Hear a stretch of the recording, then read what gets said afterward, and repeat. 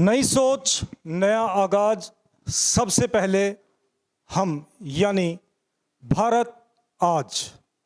भारत आज के इस नया आगाज, नया कार्यक्रम में आज हमारे साथ एक और नए मेहमान अभी जुड़ रहे हैं। हिमाचल गौ सेवा आयोग के वाइस चेयरमैन अशोक शर्मा जी, वो हमारे साथ जुड़ेंगे।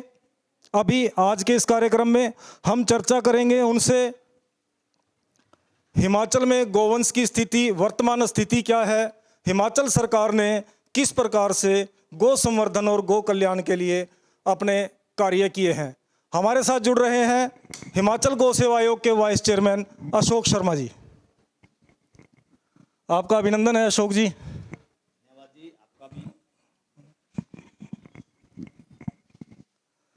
सर, आप बहुत लंबे समय से हिमाचल में गौ सेवा से जुड़े रहे हैं, तो कुछ हमें भी ब्रीफ कीजिएगा कि हिमाचल में गौ सेवा आयोग किस प्रकार से कार्य कर रहा है। पहले तो मैं आपको बधाई देता हूँ, ये भारत आज चैनल ने मेरे को बुलाया और यहाँ पे ये मेरा सौभाग्य है कि मैं यहाँ आया और आपने मेरे को ये मौका दिया कि गौ माता के ऊपर, गौ माता के विषय में चर्चा की जाए। तो ये मैं अपना सौभाग्य ही समझता हूँ और आपको बधाई है। मेरे को पता लगा कि ये जो आपका भारत आज चैनल है, इसको भी चले हुए अभी को बहुत लंबा अरसा नहीं हुआ है जी। तो गौ माता की कृपा रही तो ऐसा एक दिन ऐसा आएगा कि हम बहुत ऊंचे लेवल पे इस चैनल को भी देखेंगे। धन्यवाद अशोक शर्मा जी, आपकी शुभकामनाओं के लिए पूरे भारत आज परिवार की ओर से आपका हार्दिक हार्दिक धन्यवाद। अब हम बात करते हैं हिमाचल में गौ सेवा आयोग किस प्रकार से कार्य कर रहा है। ये बहुत लंबा समय नहीं हुआ आयोग बने जी। 8 फरवरी 2019 को इसकी नोटिफिकेशन हुई थी, जो मेरे को उपाध्यक्ष का सेवा का ये मौका मिला था। जी। तो बीच में 1.5 साल कोरोना काल में निकल गए और 6 महीने हमारे निकल गए। बीच में मेंबर पार्लियामेंट के इलेक्शन आ गए, बीच में पंचायतों के इलेक्शन आ गए, कोड ऑफ कंडक्ट लग जाता है। तो उसमें समझिए अपने को 1.5 साल ही काम करने के लिए मिला है जी। और उस 1.5 साल में टोटल हिमाचल में अगर बेसहारा गोवंश की बात की जाए सड़कों पे तो करीब 36,000 गोवंश था सारे हिमाचल में। जी, हम इस पर अभी चर्चा करते हैं अशोक जी आपसे। बेसहारा गौवंश की समस्या, उसके निदान और उसको संवर्धन के लिए आपने क्या कार्य किए, आपके आयोग ने आपके नेतृत्व में क्या कार्य किए, इस पर भी हम चर्चा करेंगे। सबसे पहले आपने अभी कोरोना काल का जिक्र किया, जिस प्रकार से मनुष्यों में एक महामारी आई कोरोना। इसी प्रकार से अगर हम बात करें तो गौवंश में एक LSD यानी कि लंपी स्किन डिजीज एक बीमारी आई, उसके संदर्भ में हिमाचल गौ सेवा आयोग ने किस प्रकार से कार्य किया। उसमें हिमाचल गौ सेवा आयोग ने बहुत सारी संस्थाएं ऐसी जुड़ गई उस समय कि जो देसी दवाइयां दे रहे थे जी। कुछ वो प्रयोग की। हिमाचल मैं कहूँ तो प्रदेश सरकार ने, हमारी माननीय मुख्यमंत्री जी ने, माननीय मंत्री जी ने टोटल उसको कोरोना की महामारी की तरह ही उसको ट्रीट किया कि फ्री ऑफ कॉस्ट, कोई पैसा कहीं से भी किसी भी किसान से या किसी भी गौशाला से नहीं लिया गया। उस दवाइयों का नहीं, कोई डॉक्टर की फीस नहीं, वो सारा फ्री ऑफ कॉस्ट इलाज किया गया और तकरीबन 90% उसमें हमें सफलता मिली। यानी अगर हम बात करें तो जिस प्रकार से हरियाणा में लंपी बीमारी की विदाई हो चुकी है, क्या इसी प्रकार से हम मान लें कि हिमाचल में भी लंपी बीमारी की जो है विदाई हो चुकी है? 99%। 99%। 1% यानी कि देखिए कितनी ईमानदारी से अशोक शर्मा जी ने हमें आंसर दिया कि 1% अभी भी है जिस पर अभी सरकार या गौ सेवा आयोग हिमाचल का कार्य कर रहा है। जी, बिल्कुल कर रहा है। और प्रदेश सरकार फ्री ऑफ कॉस्ट दवाइयाँ उनकी डे 1 से, जिस दिन से ये बीमारी आई थी उसी दिन से फ्री दवाइयाँ दी हैं सब लोगों को, किसानों को भी और गौशालाओं में भी। अगर हम बात करें, अभी गौशालाओं की बात चली तो हिमाचल में कितनी गौशालाएं हैं? हिमाचल में जब आयोग बना था जी तो करीब 102 गौशाला थी। जी। अभी 224 हैं। यानी कि लगभग अगर हम 2 से 3 साल की बात करें तो एक बहुत बड़ी अचीवमेंट आपके हिमाचल गौ सेवा आयोग की रही हाँ, है। बहुत बड़ी तो नहीं मैं बोल सकता लेकिन कोशिश, प्रयास निरंतर जारी है। जी। देखिए अशोक शर्मा जी बिल्कुल भी किसी भी बात का श्रेय खुद नहीं ले रहे हैं, वो कह रहे हैं कि प्रयास जारी है। बिल्कुल सही बात है कि निरंतर प्रयास चलते रहने चाहिए। तो इसी पर कड़ी में हम बात कर लेते हैं कि गौशालाओं में कुल कितना गोवंश होगा इस समय हिमाचल की बात करें तो? हमारे पास 22,000 गोवंश इस टाइम हिमाचल की गौशालाओं में है, जिनको प्रदेश सरकार गौ सेवा आयोग के थ्रू 700 रुपया प्रति गौ प्रति माह हर महीने गोपाल राशि जिसको बोला गया है, या गौओं को सहायता राशि गो कल्याण निधि के गौ तौर पे कल्याण निधि के तौर पर हर महीने देते हैं। हिमाचल सरकार 700 रुपया पर गोवंश हाँ, प्रति माह।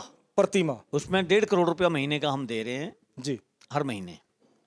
1.5 करोड़ का मतलब अगर हम बात करें तो लगभग 18 करोड़ रुपए का आपका जो है वो बजट रहता है हिमाचल गौ सेवा आयोग के लिए, हिमाचल सरकार का। हिमाचल सरकार का। ठीक है, तो क्या ये जयराम ठाकुर जी के आने के बाद ही गौ सेवा आयोग का गठन किया गया? पहली जब जयराम ठाकुर जी मुख्यमंत्री बने तो पहली कैबिनेट में पहला डिसीजन यही था कि गौ कि कल्याण गौ के लिए कल्याण के लिए कार्य किए जाए। 1 रुपया प्रति बीघा जमीन, जी, और जहां भी गौ सेंचुरी बने उसके लिए फंड्स अरेंज करने, या गौशालाओं के लिए फंड्स अरेंज करने। गौ ये शराब पे गौ सेस लगाया था उस टाइम 1.5 रुपया, अब उसको 2.5 रुपये कर दिया गया है, तो उसमें भी कुछ पैसे आते हैं।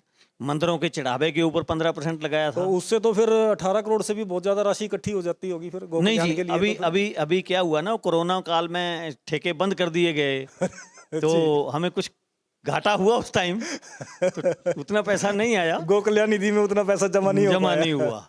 कम हो पा रहा है अभी। हाँ।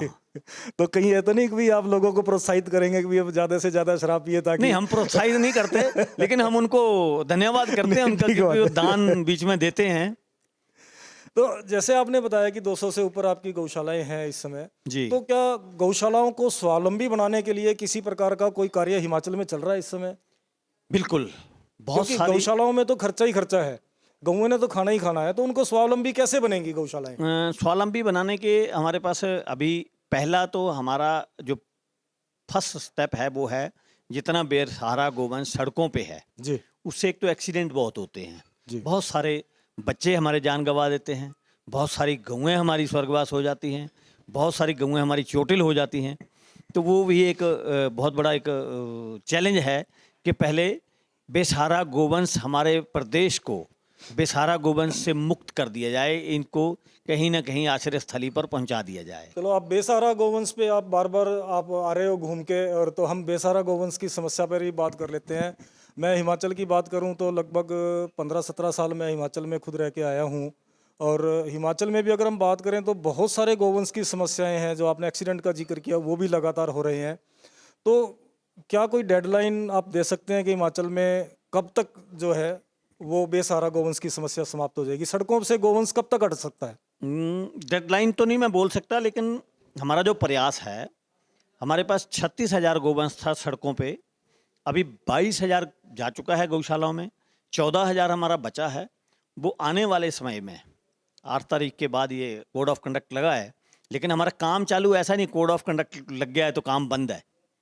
हमारे सारे काम वैसे ही चल रहे हैं जैसे पहले चल रहे थे। बहुत बड़ी बात अशोक शर्मा जी कह रहे हैं कि कोड ऑफ कंडक्ट लगने के बाद भी गौ सेवा हिमाचल में गौ सेवा आयोग के नेतृत्व में निरंतर जारी है। बिल्कुल, सेवा गौ सेवा कैसे बंद हो सकती है जी? ये कोड ऑफ कंडक्ट उस पर लागू नहीं होता, नहीं गौ होता सेवा है पे। ठीक बात है।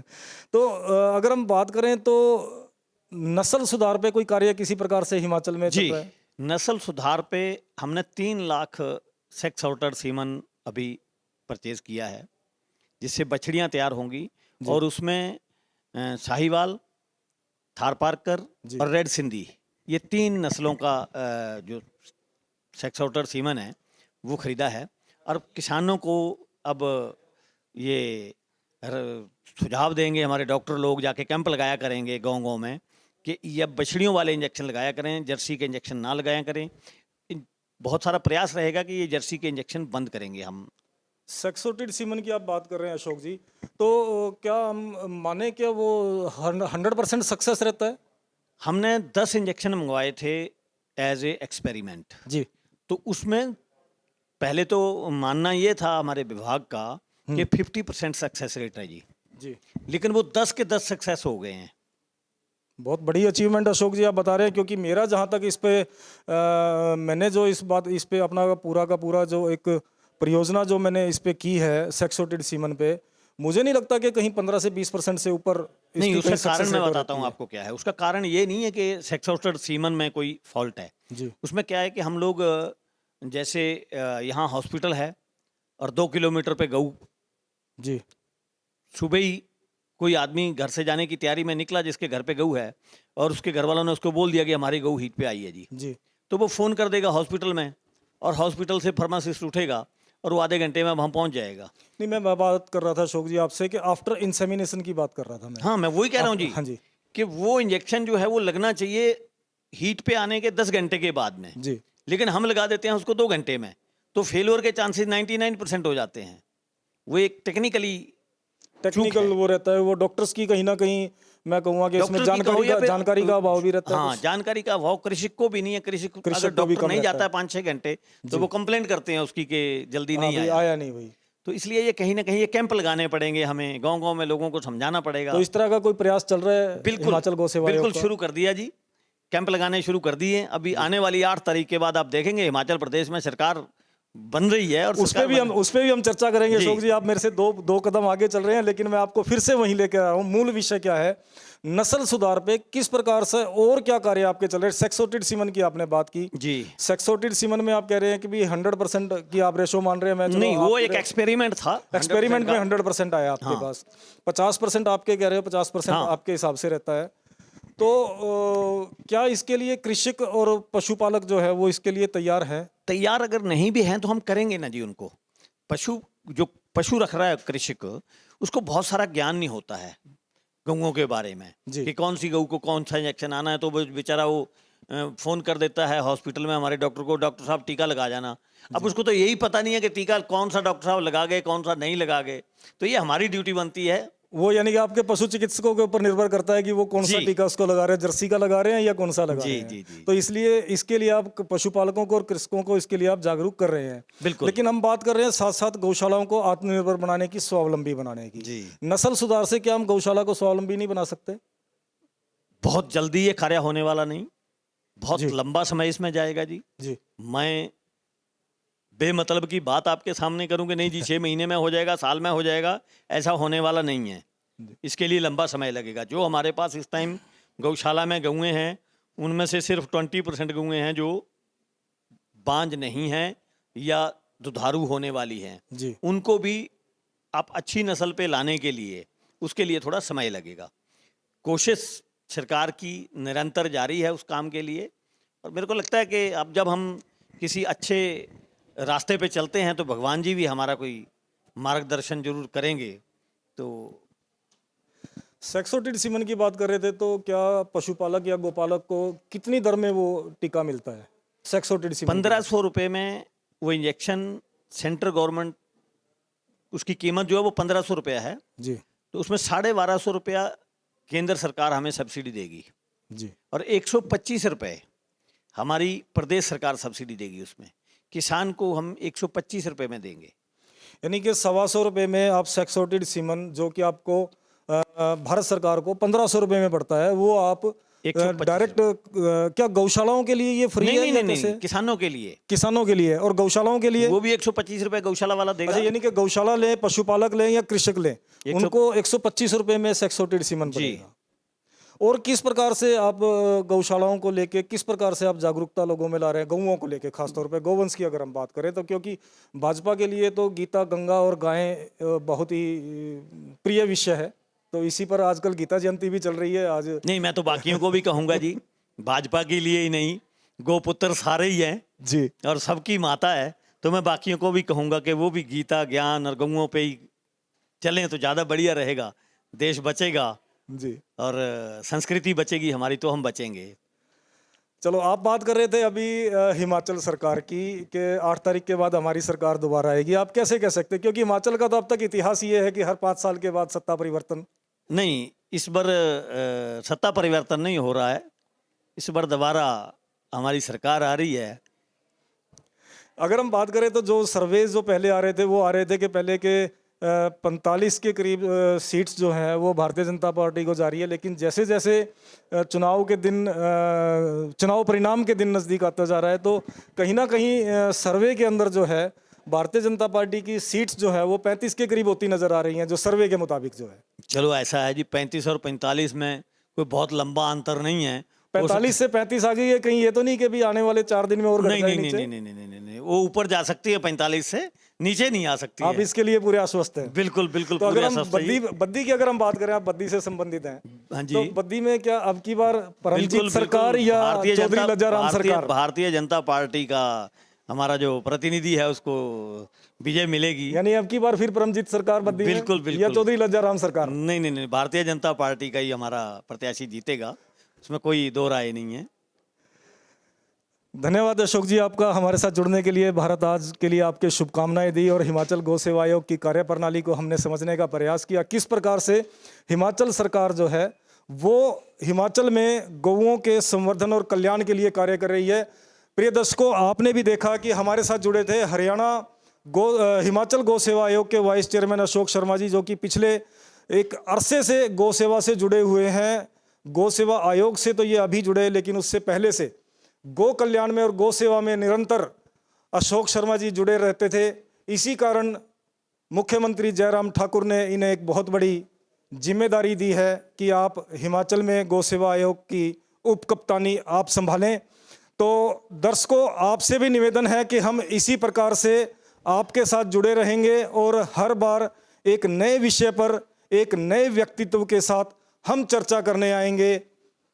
जुड़े रहिए हमारे साथ। हमारे सभी चैनल्स को लाइक कीजिए, सब्सक्राइब कीजिए और शेयर कीजिए।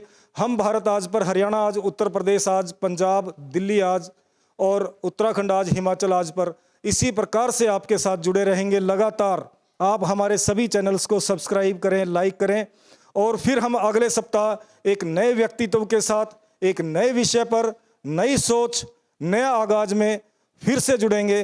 तब तक के लिए बहुत बहुत धन्यवाद, बहुत बहुत आभार। धन्यवाद अशोक जी। धन्यवाद।